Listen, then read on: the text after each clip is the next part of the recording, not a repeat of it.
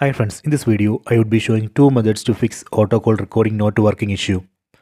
Open this phone app, tap on this phone app icon, tap on these three dots, tap here, go to settings, tap on settings, go to record calls, tap here. So here you can see auto record calls. We need to enable this option, ensure that this option has been enabled. We can tap here and enable auto record calls. This is the method 1. Ensure that auto record calls has been enabled here. Then tap on this auto record calls label, tap here, and here you can see 4 options. So right now I have selected this third option, calls with specific numbers. So now this phone record only the calls from specific numbers. So that is the problem. So here we have to select all calls, select this first option. So that way this phone will record calls from all numbers.